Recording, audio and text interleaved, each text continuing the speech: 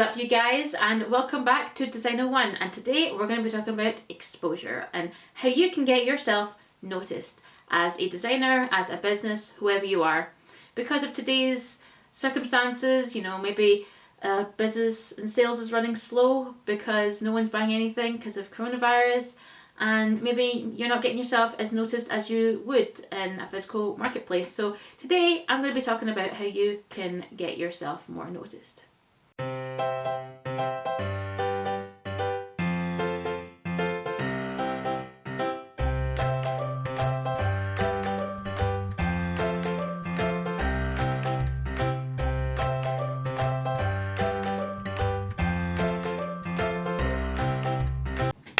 So, what is the situation?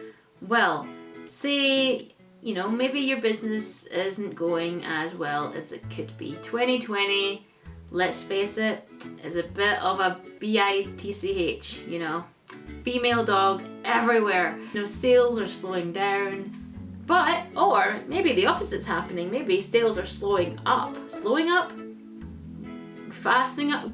They're getting better, alright, maybe, I don't know. Yeah, today we're going to talk about how you can get more exposure, because I guess it's hard in this kind of day and age. Again, what I just said, physical markets are kind of basically dead at this point. Unless, of course, you live in another place in the world where physical markets are still a thing, in which case, So yeah, let's just cut to the chase. So there's so many things that you can do. There's a lot, and it's quite good because, now that we're living in a sort of digital era, I guess. Everyone's on Zoom, everyone's online, and because of social distancing, and actually everyone seems to be more connected than ever before, and that's such a good thing, because back in the day when everyone wasn't dying of coronavirus, they wouldn't even think twice to do anything like this. No one, it feels more of like a community just now, and even more so within the design community, within the making community, within different businesses.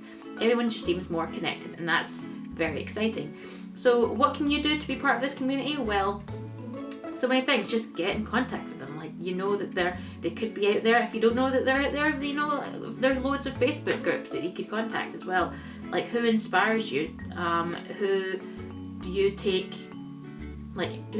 inspiration from as well? And who do you want to be a part of? I think that's one of the things. And it's just like that. It's all it takes is a wee cheeky email or a wee Zoom call, and just say what your stuff is and just pitch it to them, and you might be part of their collective. Another way you could say is again with this whole collective, which is I guess an umbrella name for a group of people who just want to make and design and stuff.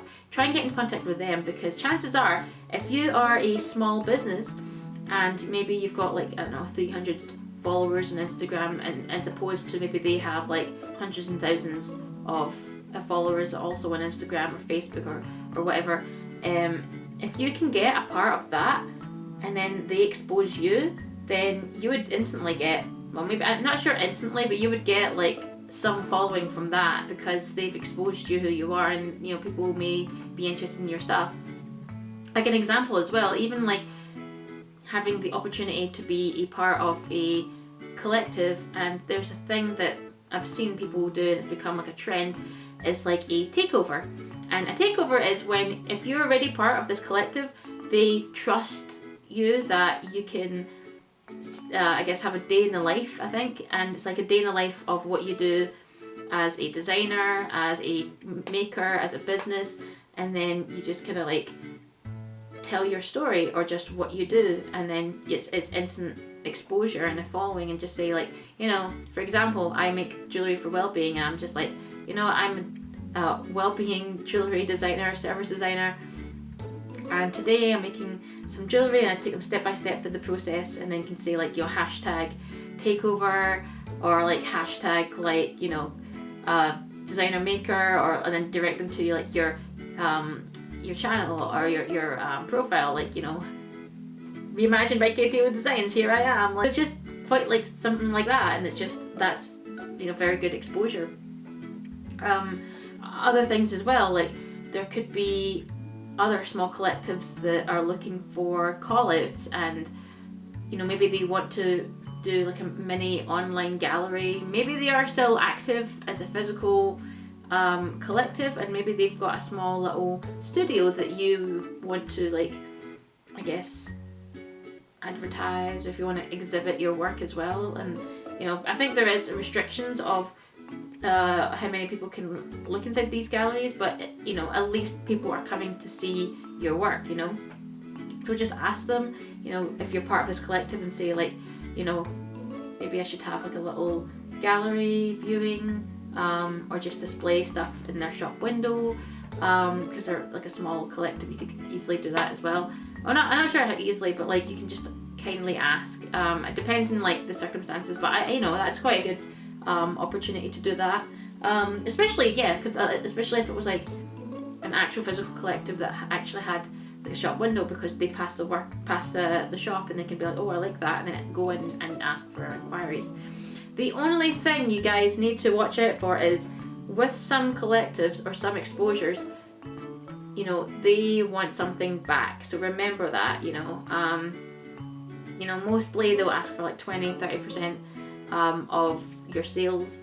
So don't be afraid to rack it up and just put your prices up, so that they get part of that profit. They're not taking away anything from you. Similarly, you can kind of like duck this and say, yeah, here's my prices on this, and then you can say, but, and the opposite side, but if you order from me, you get 20% off because you've racked up the prices. I don't know if that's bad or not, but like that's how I see it. You know, it kind of gives the incentive that people are like, oh yeah, no, it's cheaper to come to you. So I don't know, that's just how I got around that a little bit. So yeah, be it how it is, you know, it is what it is, you know, and it's just, yeah. It's not cheating the system, right? It's just being sensible, I guess, with ethics. I don't know. What else is there? Yeah, just network. Like that's all you need to do as well. Just the more you talk to people, the more interested they are, and just keep on top of it. I did a little like marketing video a wee while back, and yeah, I just talk about just talking to different people, and just, yeah, don't be afraid to like post every now and then as well. I think it's like the more you post, I think it's like the more followers or more active you are, therefore the sort of algorithm goes up. I don't know how it works, but that's a wee quick video that I've kind of experienced, shall we say. And yeah, I guess that's all the knowledge that I can actually give you firsthand, because that's just what comes to mind at this point. So yeah, I know it's a really short video, but yeah, I just didn't want to like rant on that much. So yeah, I hope that this video has actually helped in some way, and be alert for some fun things. I'm going to be releasing an autumn range soon-ish. It's still in, still in the making.